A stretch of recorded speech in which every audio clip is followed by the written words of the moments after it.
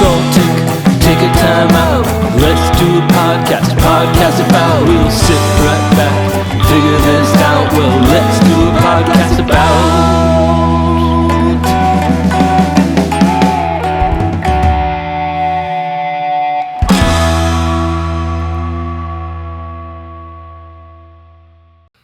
Welcome to Let's Do a Podcast About. I'm Winchester 7, and today I'm joined with Meathead, author of several books, but one that I have personally and I've relied on quite a bit, The Science of Great Barbecue and Grilling. I'm a big fan of the book and also your website. Thanks for joining me today. The new one just came out a month ago. That's exciting. I'll have to get that next. Yeah, it's got some really cool stuff in it. Can you tell me a little bit about it? It focuses on method, on technique. The first book, both books are similar in that they're divided in half.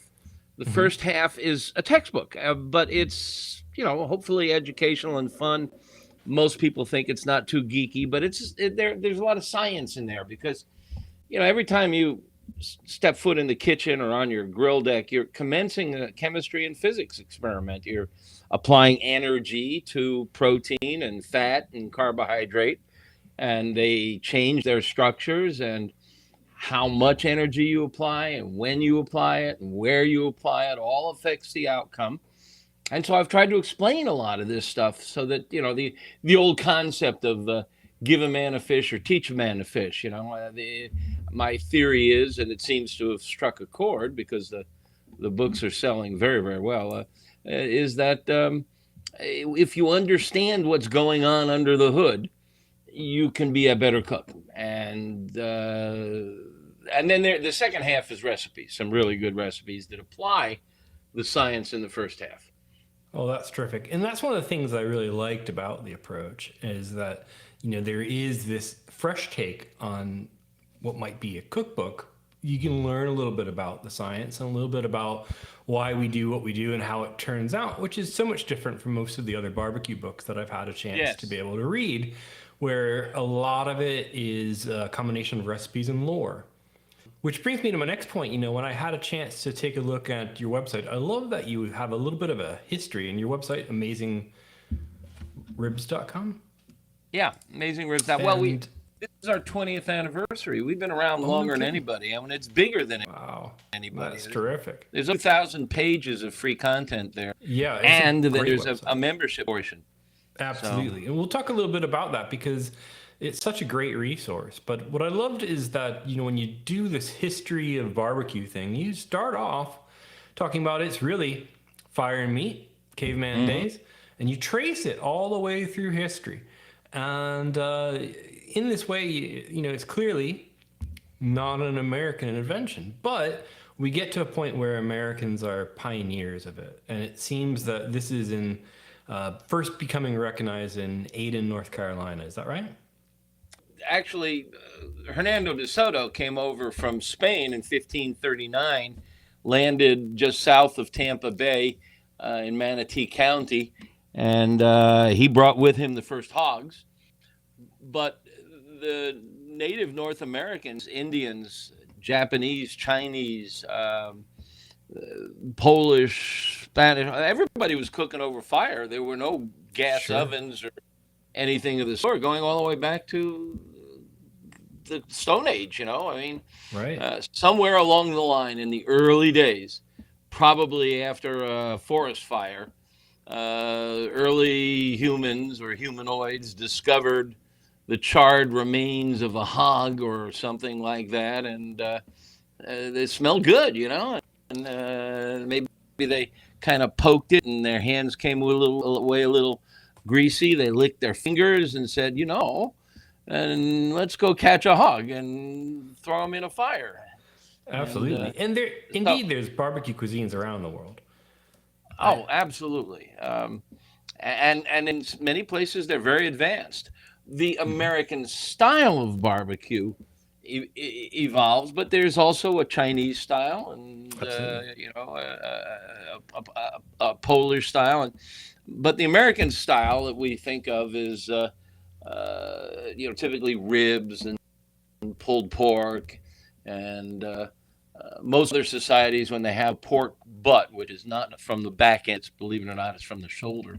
When they have a pork butt, they slice it up and they'll saute it or grill it or braise it.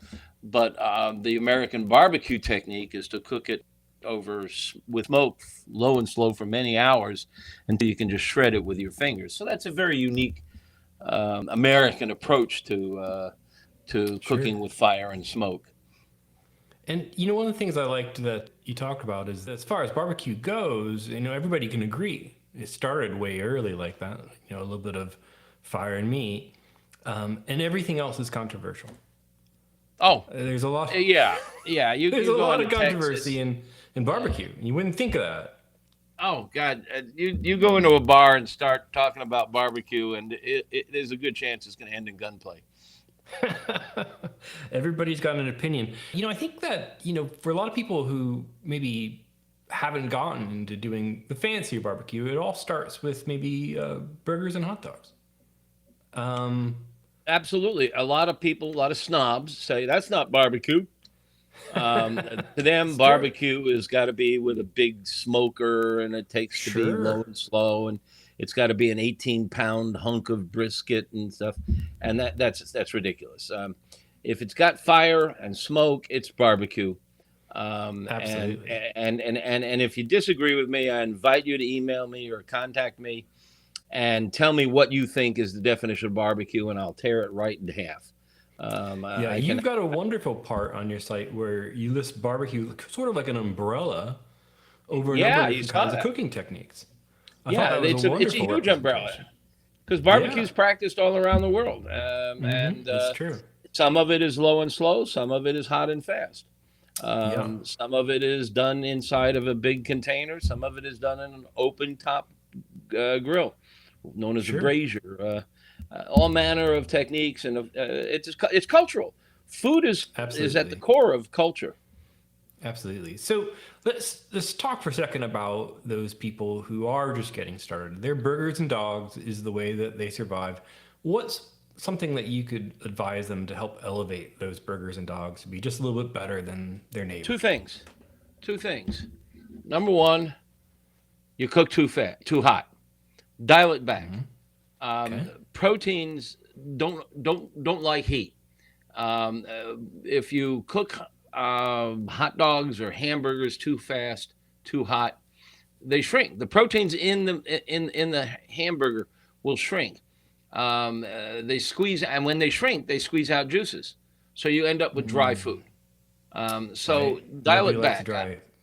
Almost all my recipes call for cooking around 225. That's a relatively low temperature, low enough that it won't cause extensive shrinking and juicing and rendering of fat, but high enough that it will actually get the job done.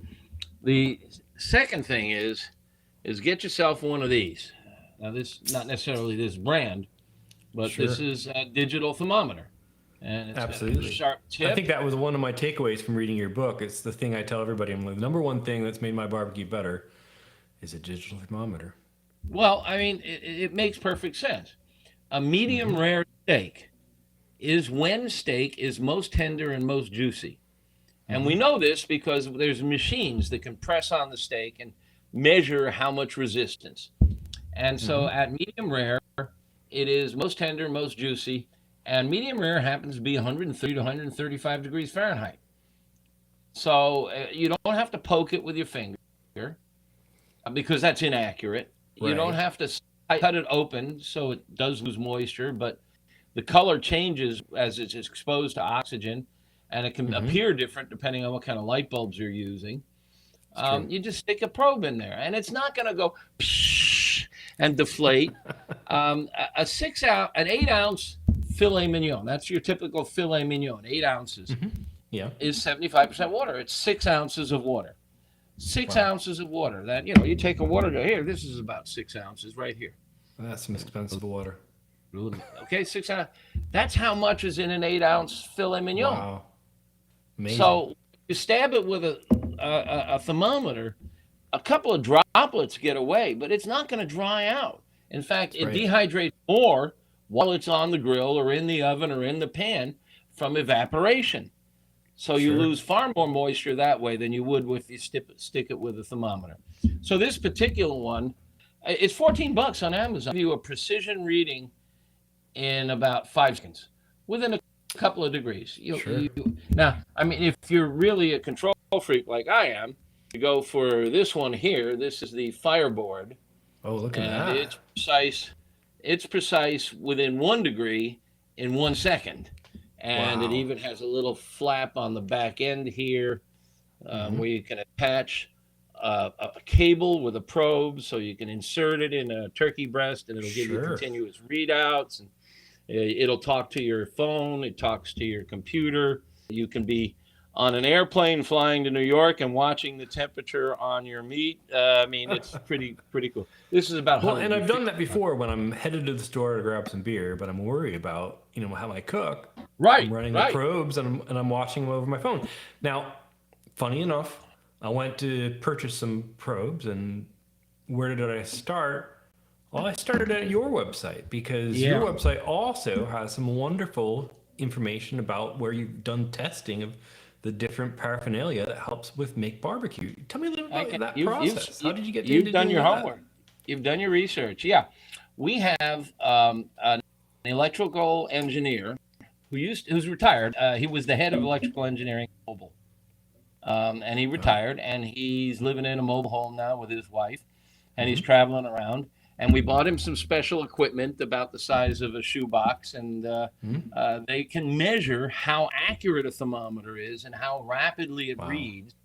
And then he cooks with them, he plays with them, and he writes Yeah. reviews. And they're detailed reviews. He is an engineer. Yeah. I mean, and so I we've think they're got pretty several terrific. hundred thermometer reviews out there.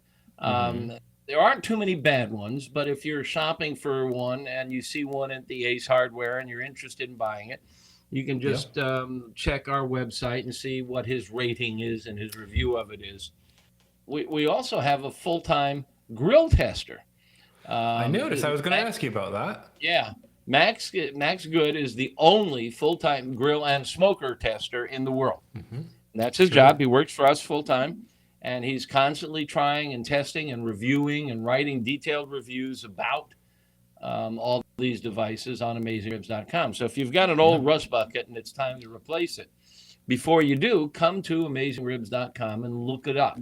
You can Absolutely. look up by brand, by make, by model, by price. You can say, I want a gas grill with 4 burners under $200 or under $300, whatever. Uh, and he ranks, he grades them. And it's some So, interesting reading all across because, in addition to the rankings and the science, there's also a little bit of practical approach to it too. Or they say all things being even, maybe this is for you, and those filters are also really helpful. But you hit on a point I wanted to ask about. Thinking about the burgers and dogs guys again. There are a lot of different kinds of grills that you could purchase. There's, the Memorial Day special that you might get from your Costco or your Lowe's. Then there's a whole culture of, bringing things to the high end and infrared and all this. I admittedly am in the green egg cult, but what would you imagine that somebody should start with? well, the good old fashioned Weber kettle, and everybody knows what Mm-hmm. it looks like. It's the round Sure. bowl. Um, it's not the perfect grill. There's things I would do to make it better. Mm-hmm. But it's a darn good grill, and there's a really great accessory that is sold for it called the Slow and Sear. And Oh, with the Slow and Sear, it can do a lot of cool stuff. I mean, I think they're about 150 bucks or less. mm-hmm. There's different What does it do? models. The high end model that has ignition and stuff, maybe up around 300, but I mean, that would be a good place to start. Gas grills are a Sure. little more expensive because they're a little more Mm-hmm. complex. Mm-hmm. They're more expensive if you buy stainless steel. You don't need stainless steel. Um, Okay. uh, there's some good ones in the $300-400 range.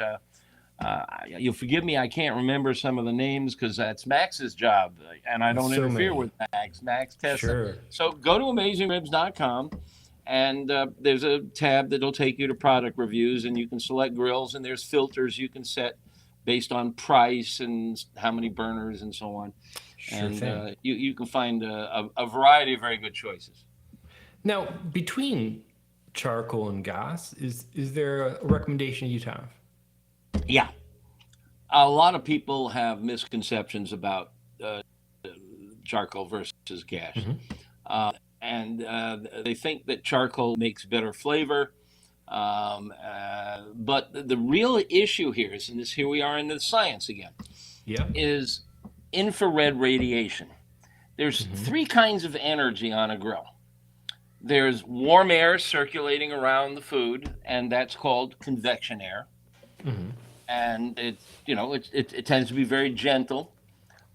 There's conduction, where the food is sitting on top of the metal grates, and the metal grates get hot and they brand the meat. Hmm. But what's really interesting is the metal grates are the same temperature as the air. It's just that metal holds and conducts energy differently than air does. Hmm. And then the third kind of energy is infrared radiation. And infrared Sure. radiation is invisible to the eyes, but the sun is full of it. We all know about ultraviolet, but there's far more infrared in the sunlight. When you go stand out in the yard on a warm day like it is here today, and you feel the sun pounding on the back of your neck, that's not ultraviolet, that's infrared, and Oh. it's quite warm. Now, if you Hmm. step into the shade, you're now feeling convection airflow. Mm. If you go to your oven and you turn your oven and set it for 200, you can Hmm. put your arm in there and it won't burn you. 200 is not too Hmm. hot. It'll be warm and you'll Sure. feel 200-degree convection airflow.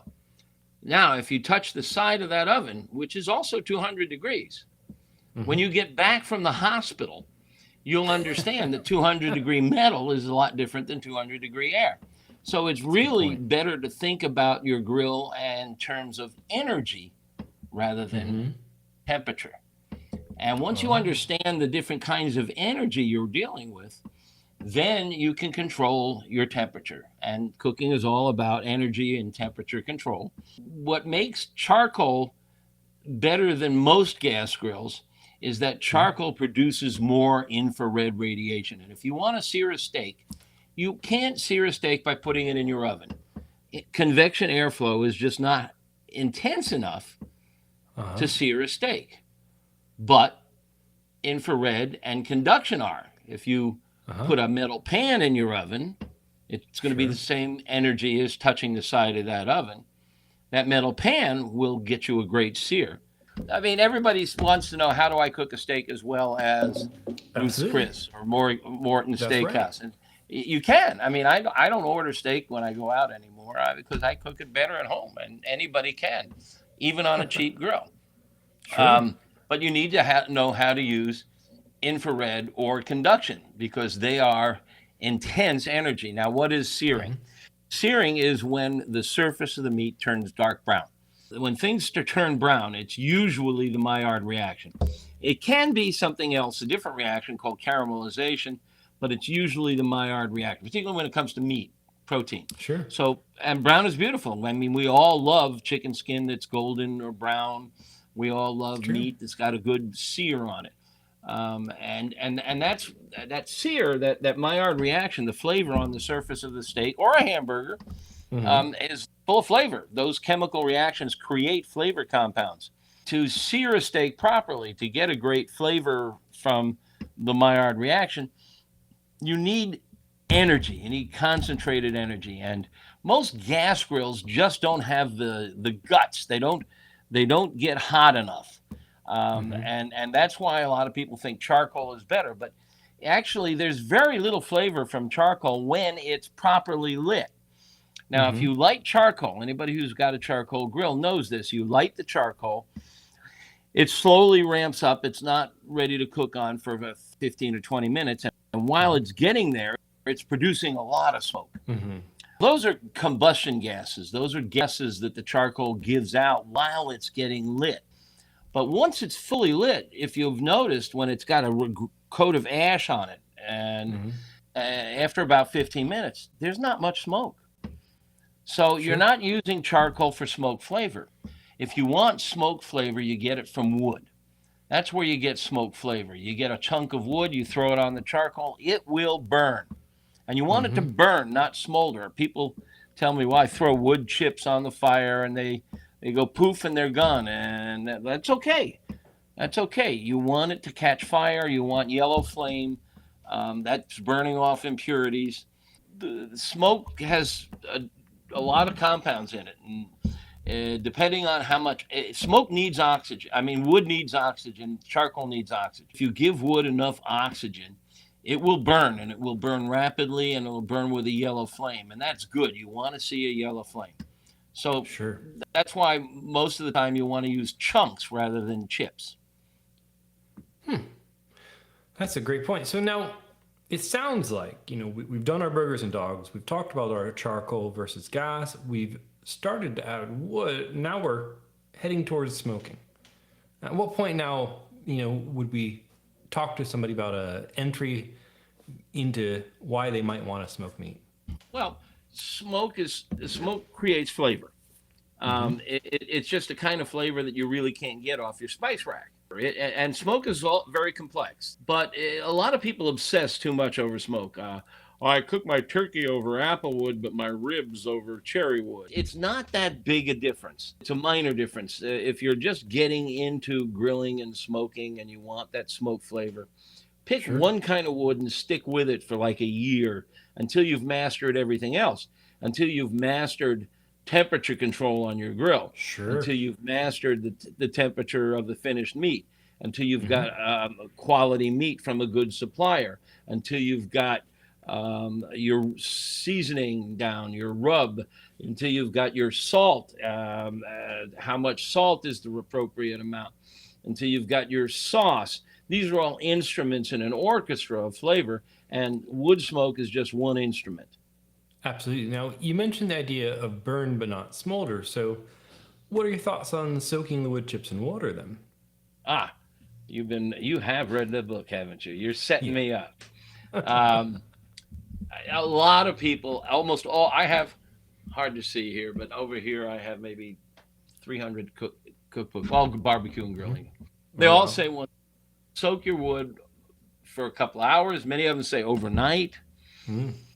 Well, there's a reason they build boats out of wood, because it doesn't absorb water. I have pictures in the book that show hunks of wood that I soaked overnight, cut them open, and there's no moisture inside. The exterior will get a little wet, a fraction of an inch, because it's fuzzy from the cut from the saw. Sure. But it just doesn't penetrate. It can't get in there. Now, and I've weighed the wood beforehand and then soaked it and then weighed it again after 12 hours or more. And it's like 1%, 2% gain, and it's all on the surface. That's amazing. So what happens, let's say you got a charcoal grill. Now you got your wood you've soaked overnight. And it's gained a couple of percentages of weight, and it's nice and wet. And you throw it on your hot charcoal. Well, what's going to happen? It's going to cool the charcoal down. But cooking is all about temperature control. If you get your charcoal up to the target temperature, I've said I like 225, in the indirect zone. And we'll talk about two-zone cooking in a second. Sure. If you've got your temperature under control, you don't want to cool it right off. You want to leave the temperature alone. But what people do is they get all excited. Look at all that smoke coming off. Well, guess what? It's not smoke. It's steam. Water boils at 212. Wood burns at 500. You're watching wet wood give off steam, and all you got to do is hold a mirror in there to see it's steam.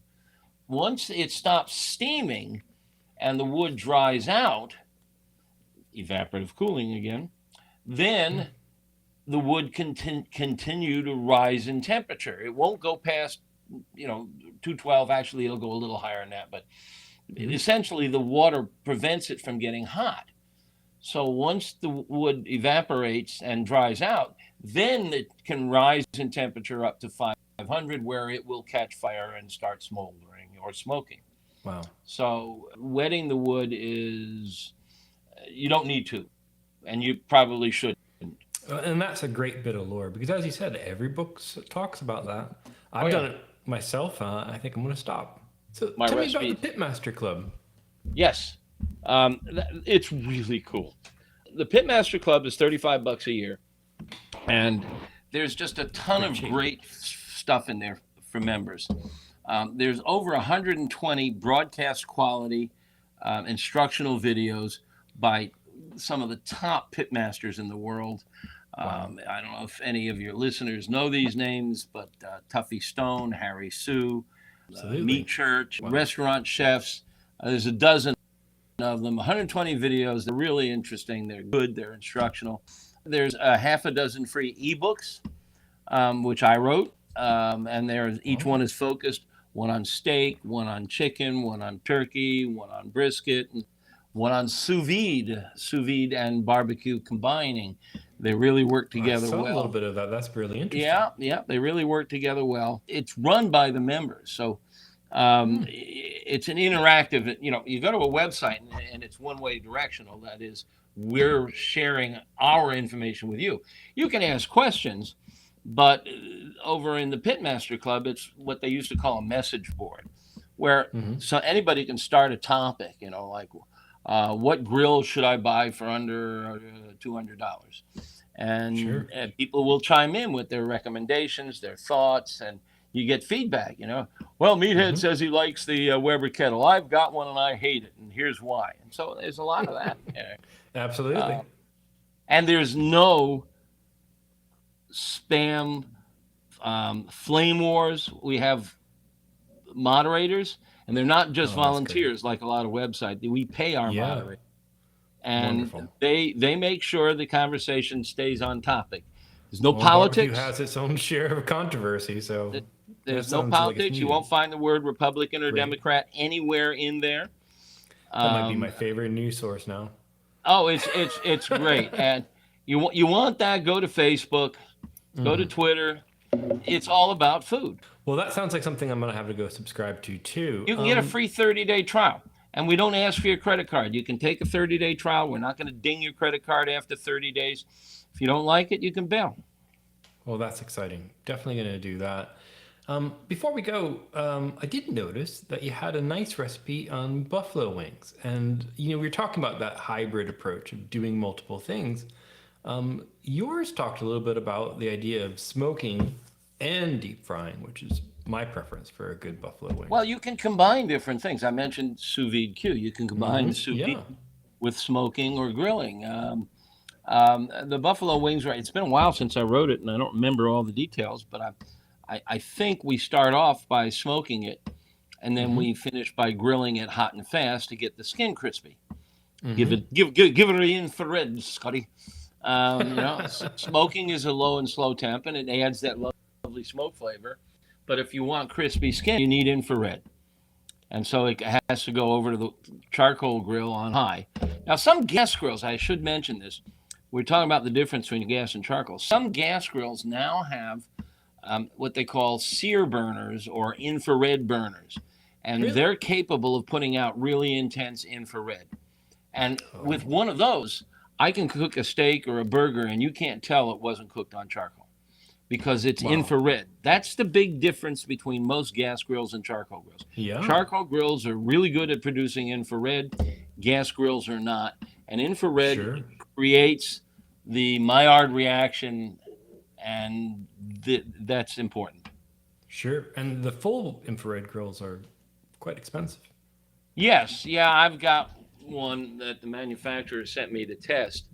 And I never sent it back. we usually send it back. He told me I could keep it. But it's a Heston brand, and it sells for like $8,000. Yes, but it's got two massive infrared burners, which is what all your steakhouses use. I mean, they're not cooking over charcoal. They're not cooking over logs. They're cooking with gas, but they're cooking with gas with infrared burners. And so if you go into the kitchen of a Morton's or a Ruth Chris or whatever your favorite steakhouse is, you'll see they look like a sheet of tiny honeycombs. And each of those honeycombs is a gas jet. And it's made out of ceramic, and that ceramic, it gets really hot. And all these gas jets, and they produce a ton of infrared. And they can sear a steak in minutes. And that's what all your steakhouses are using. Is there anything right now that excites you a little bit about Yeah, barbecue? What's one yeah. thing that everybody should know about? It is changing in that globalization is inculcating the Hmm. sacred ground of barbecue. There's an awful lot of people who believe barbecue is unique to the United States. A lot of false patriotism there, where they think that we invented it. Of course, people have been cooking with flame and smoke since prehistoric time.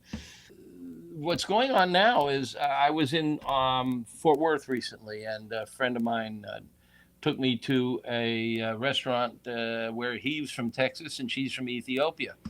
And they make ribs and brisket, but there's an Ethiopian flavor to it. They use Wow, Burberry and some of the other Ethiopian and African flavors, and it's really quite delicious and different.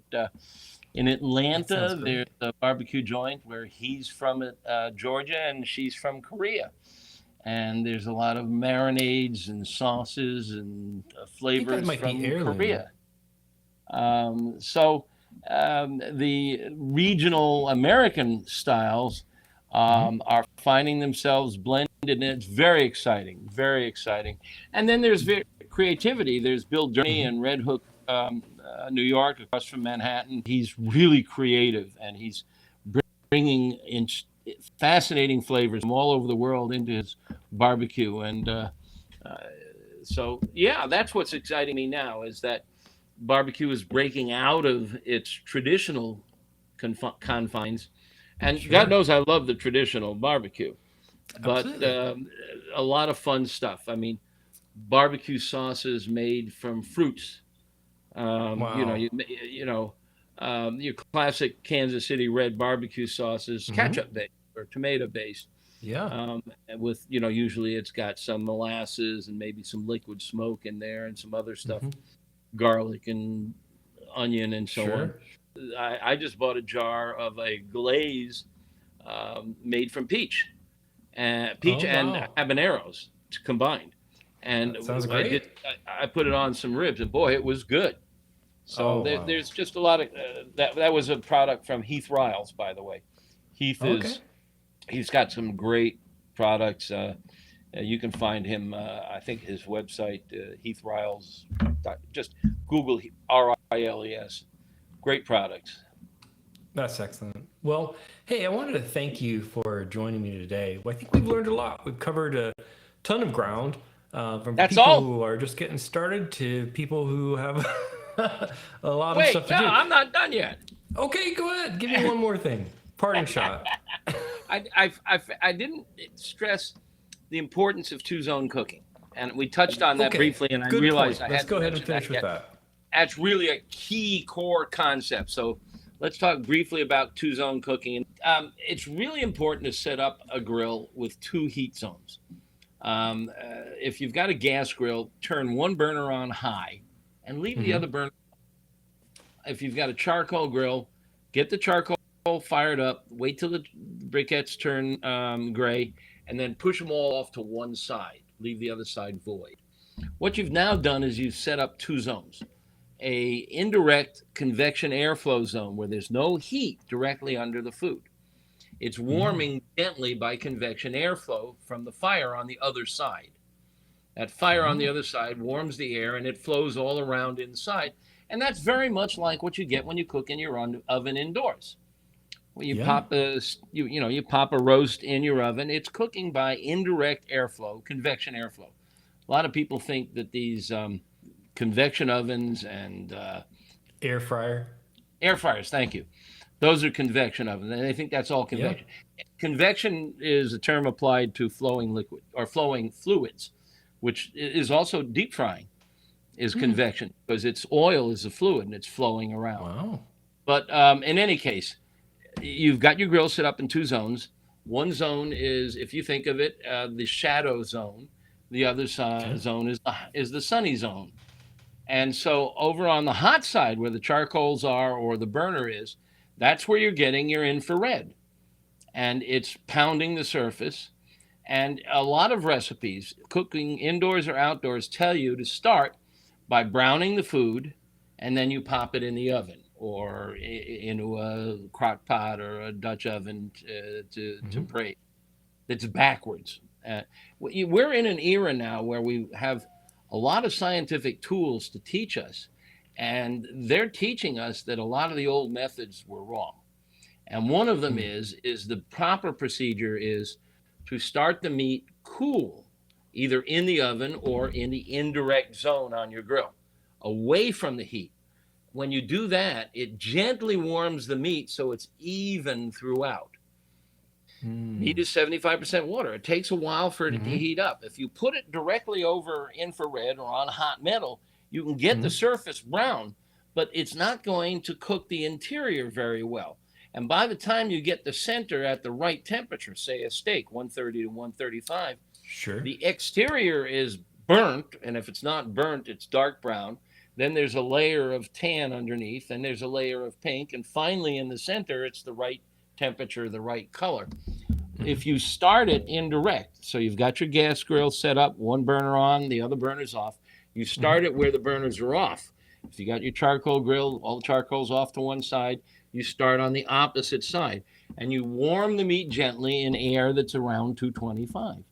And if you cut it open now, you'll see it's the same color and the same temperature from edge to edge.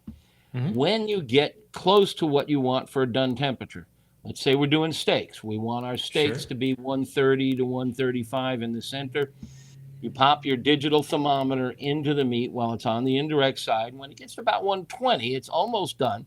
That's when you now lift the lid up, move it over to the infrared side where it's very hot, and sear it on one side. And very quickly, after only a couple of minutes, flip it and then sear it for a couple of more minutes and then flip it again.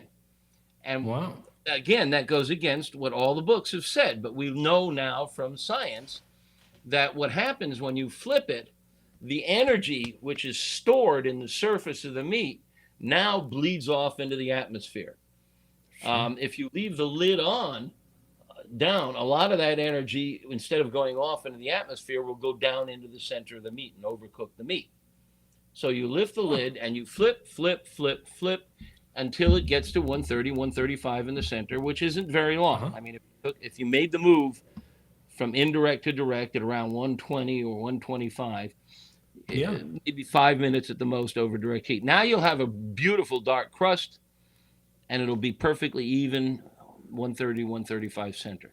And And a lot this of is people might know really, this as a reverse sear method, right? yes, this is called reverse sear. So if The we standard didn't have our technique is, grill, we could also do this with a skillet in a convection oven and then oh, yeah, finish it off on the burner. absolutely. Absolutely. You start it off inside your oven, warm it gently at a low temp, like Hmm. 225, then pull it out and throw it in a hot pan. Wow. Works great. That's a good Works great. tip. It's also handy for people who have pellet smokers because pellet smokers now, that's Yeah. all the rage. Yeah. They're really great. They're temperature controlled, thermostat controlled. You set the Hmm. temperature, they stay right there. Yeah. They burn with little wood pellets, which make a nice, elegant smoke flavor. They're a little more expensive, but they're Hmm. really nice. But they don't have Absolutely. enough infrared to do a good sear. So what you do is you Mm. throw a cast iron pan inside there with the meat, and the cast iron pan will heat up. Well, Or that's a good tip. you pop it on your gas grill, or a lot of grills have a Hmm. burner side. You put it on the burner, but you get a cast iron pan really hot, and then you move the meat onto the cast iron pan where you get a great sear. So the core concept here is two zones, hot and not hot, sunny and shady, and you have temperature control. And it applies to a lot of foods, Wow. many vegetables, chicken in particular. How many times have Mm. you gone to a party where the host is cooking chicken and it's almost burnt on the exterior? The skin is practically black and Yeah. it's bloody in the center, and that's not Oh, safe. Yeah. no. You cook chicken first on the indirect side.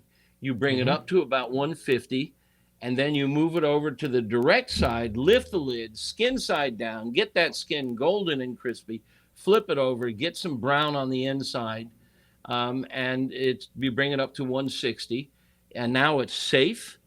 Grandma's not going to go to the hospital. and you've got absolutely gorgeous moist chicken. So this reverse sear concept, 2-zone cooking, is really crucial. Wow, that's a good tip. I'm glad we spent some time talking about that. And that's one of the reasons why I'm not a huge fan of your big green egg. Well, I'm glad we finished with that. Big green eggs are fantastic in cold climate. They're really thick ceramic. They heat up and they stay hot all day long. There's a problem in that is you can't cool it down easily. And if it's running too hot, if I've got my Weber kettle running too hot, I just lift the lid off 5 minutes and I'm right where I want to be. My gas grill's running too hot, I can just turn a knob and I'll get where I want to be. Turning a big green egg in temperature is like turning a battleship. But the other thing is it is really hard to set it up in 2 zones because it's a funnel shape. And all your charcoal's at the bottom of the funnel. So you really can't push the charcoal off to one side. It's a round top. So it's really hard to get the food away from the infrared. Now they make gadgets you can stick in there that will block the energy and cook indirect. But I find that a little inconvenient. So now I'll have to add another grill. Now you're talking. Are you married? Yeah. All right, so start working up your pitch. I've been trying. You need help? Drop me a note. Well, we'll see if we can convince her. I think we're going to do that right now. I'm just going to show her your book and say, you said. Meathead says, go get another grill. That's right. But that's right after I joined the Pitmaster Club. So. Yeah, and in fact, the new book has a coupon on the cover that gives you 60 days free. Oh, does it? If you go to the website, you can get 30 days free. If you buy the book, you can get 60 days free. All right. Well, I think I've got my shopping list, and I hope that everybody else visits AmazingRibs.com, buys the books. There's plenty of great content and stuff to learn. Thank you so much for joining us today. Let's do a podcast about fun. Today was Thanks. barbecue.